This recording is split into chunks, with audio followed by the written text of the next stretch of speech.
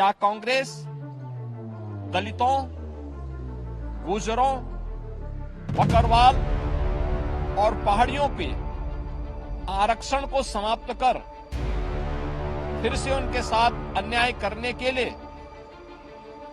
Jammu Kashmir national Conference के वायदे का समर्थन करती है? क्या कांग्रेस जम्मू कश्मीर के युवाओं के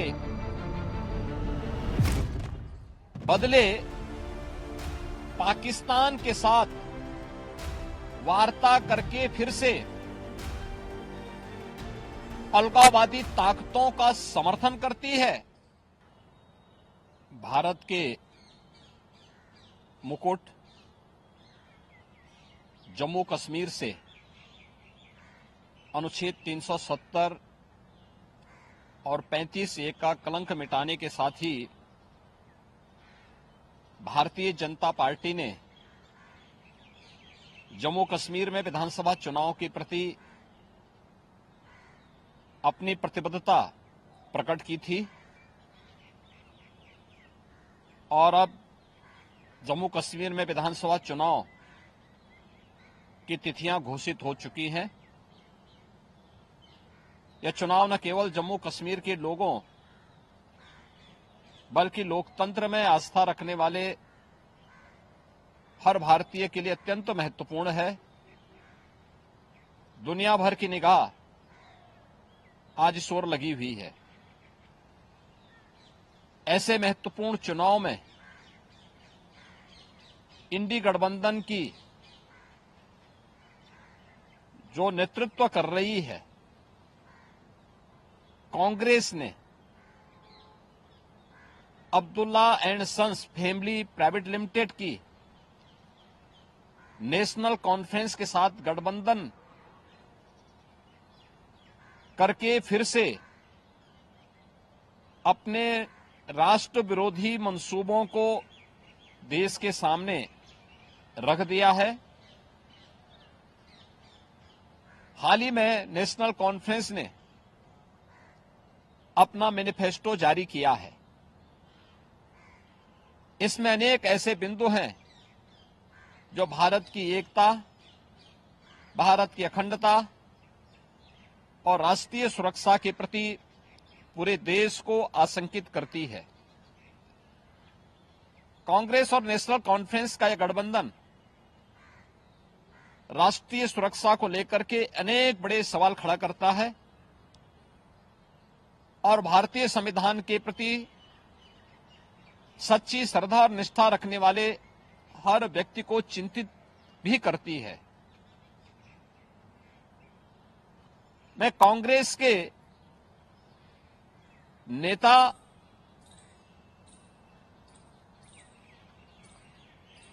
श्री राहुल गांधी से पूछना चाहता हूं कि क्या कांग्रेस नेशनल कॉन्फ्रेंस के जम्मू कश्मीर में फिर से अलग झंडे की घोषणा का समर्थन करती है?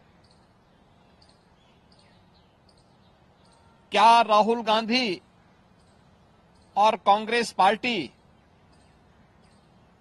धारा 370 और आर्टिकल 35(a) को वापस लाकर जम्मू कश्मीर को फिर से अशांति और आतंकवाद के युग में धकेलने के जम्मू कश्मीर नेशनल कॉन्फ्रेंस के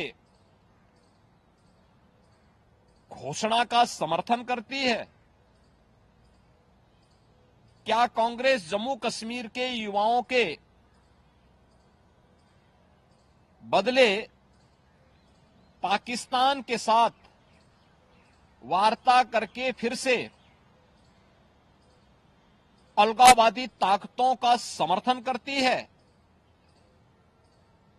क्या कांग्रेस पार्टी और राहुल गांधी पाकिस्तान के साथ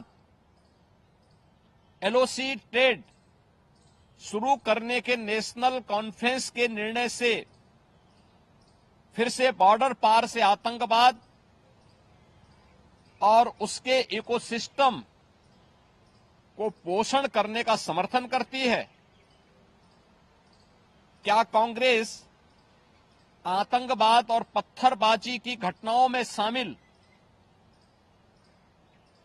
उन उपद्रवियों के परिजनों को फिर से सरकारी नौकरी में बहाल करके आतंकवाद, दहशतगर्दी और बंद के दौर को फिर से लाने का समर्थन करती है? इस गठबंधन से कांग्रेस का आरक्षण विरोधी चेहरा भी देश के सामने आया है। क्या कांग्रेस दलितों, गुर्जरों, बकरवाल और पहाड़ियों के आरक्षण को समाप्त कर फिर से उनके साथ अन्याय करने के लिए जम्मू कश्मीर नेशनल कॉन्फ्रेंस के वायदे का समर्थन करती है? क्या कांग्रेस चाहती है कि शंकराचार्य पर्वत, तख्त सुलेमान और हरि पर्वत कोहे मारन के नाम से जाने जाएं? क्या कांग्रेस जम्मू कश्मीर की अर्थव्यवस्था को एक बार फिर से भ्रष्टाचार की आग में झोंककर पाकिस्तान समर्थित गिने चुने परिवारों के हाथों में सौंपने का समर्थन करती है? क्या कांग्रेस पार्टी जम्मू कश्मीर नेशनल कॉन्फ्रेंस के जम्मू और घाटी के बीच भेदभाव की राजनीति का समर्थन करती है?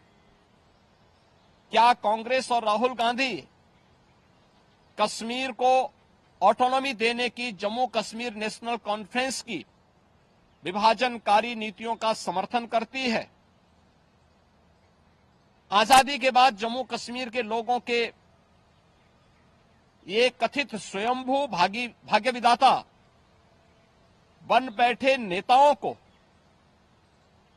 गुमराह कर नौजवानों को अलगाववादी साजिश का मोहरा जिन लोगों ने बनाया था, उनके हाथों में पत्थर और AK-47 इन लोगों ने पकड़ाई थी। आज आदरणीय प्रधानमंत्री जी के नेतृत्व में जब जम्मू कश्मीर के नौजवानों के हाथों में फिर से टैबलेट और उन्हें स्किल डेवलपमेंट के साथ जोड़ करके उन्हें रोजगार उपलब्ध कराया जा रहा है, नौजवानों को गुमराह करने वालों के लिए अब जम्मू कश्मीर में कोई जगह नहीं है। ये सब जानते हुए जो सपना सरदेव अटल जी ने देखा था जम्मू कश्मीर के लिए, इंसानियत, जमहूरियत और कश्मीरियत का, उन मूल्यों और उन सिद्धांतों के आज निकले प्रधानमंत्री मोदी जी ने उन सपनों को साकार करके दिखाया है। जम्मू कश्मीर को जागीर समझने वाले